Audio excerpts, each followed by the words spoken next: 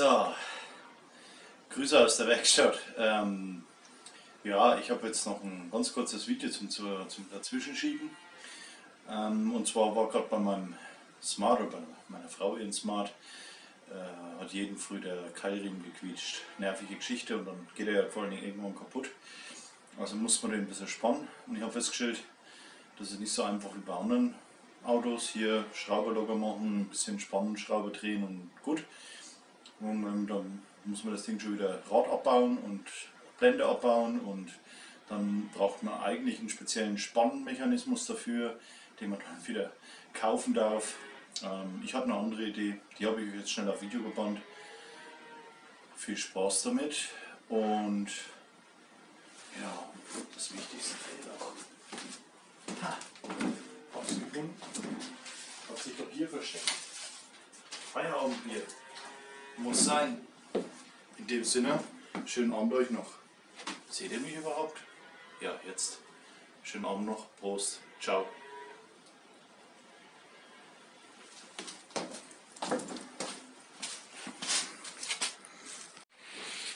So, jetzt haben wir hier das gute Stück. Die meisten, die da schon mal drum waren, werden das kennen. Beifahrerseite hier. Und dann haben wir diese Abdeckung hier drin. Die sitzt also so hier hinten drin. Seht ihr das? Genau, also die sitzt so hier drauf. Jetzt gehen wir ein Stück weg. Jawohl, da seht ihr das. Und ist hier mit so zwei solchen Kunststoffknubbeln festgemacht. Ja. Und die einfach mit einem großen breiten Schraubendreher rausziehen, und dann könnt ihr das abnehmen.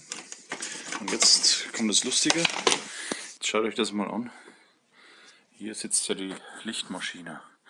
Jetzt seht ihr schon, ich habe mir hier schnell was einfallen lassen, wie ich die spannen kann, weil normalerweise gibt es ja hier immer, also hier seht ihr diese längs, also hier kann sie längs verschoben werden oder gedreht werden, damit der Riemen hier sich spannt.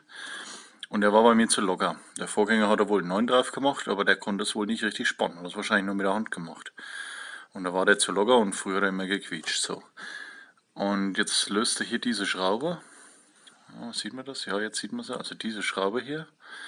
Und dann müsst ihr quasi die Spannung irgendwie erzeugen. Ja, bei einem anderen Auto habt ihr meistens so eine Längsschraube, die sitzt dann hier irgendwo hier so quer drin, und dann kann man da drehen, und dann drückt es quasi die Lichtmaschine hier so weg, und dadurch wird es straff. Hier ist es eben nicht so, und jetzt habe ich bei YouTube gesehen, da gab es wohl irgend so ein Green Tool oder irgend so ein Werkzeug speziell dafür. Blablabla, brauchen wir nicht.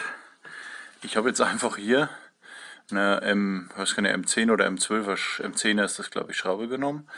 Also eine Schraube und hier eine Mutter und obendrauf eine Nuss gesetzt. Das ist dann genau, konnte ich dann hier den Abstand einstellen, und die Nuss ist ja quasi beweglich, und jetzt kann ich das quasi gegeneinander drehen, und dadurch drückt es dann quasi die Lichtmaschine vom Antriebsrad der Kurbelwelle quasi weg. Oder von der wie heißt die Scheibe? Naja, wurscht, also ihr wisst, was ich meine.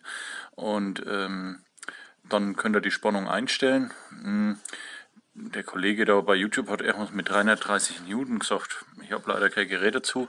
Ich habe mir mal sagen lassen, es soll sich maximal 90 Grad verdrehen lassen. Das ist jetzt hier der Fall. Vorher war er wirklich sehr locker. Also gespannt. Die Schraube dann wieder angezogen, und dann nehmt ihr das Ding wieder raus. Ich stelle euch mal schnell auf Pause, und wenn ich es draußen habe, zeige ich euch nochmal im ausgebauten Zustand. So, also hier nochmal im ausgebauten Zustand. Wie gesagt, hier einfach eine Nuss. Was habe ich hier? Eine 20er Nuss. Und hier so eine kurze, ja, was weiß ich, 40er Länge, M12er Schraube mit einer Mutter. Und das Ganze steckt jetzt quasi so hier zusammen. Und klar, und wenn ich das jetzt gegeneinander verdrehe, dann geht das ja hier auseinander und drückt die die Nuss quasi gegen die Riemenscheibe. So. Genug der Erklärung. Viel Spaß beim selber machen. Halt, bevor ihr geht, wollte mich noch verabschieden. Wenn es euch gefallen hat, lasst mir einen Daumen hoch da, lasst mir ein Abo da und dann sage ich bis zum nächsten Mal. In diesem Sinne, Prösterchen, Feierabendbier, muss sein. Bis zum nächsten Mal, ciao.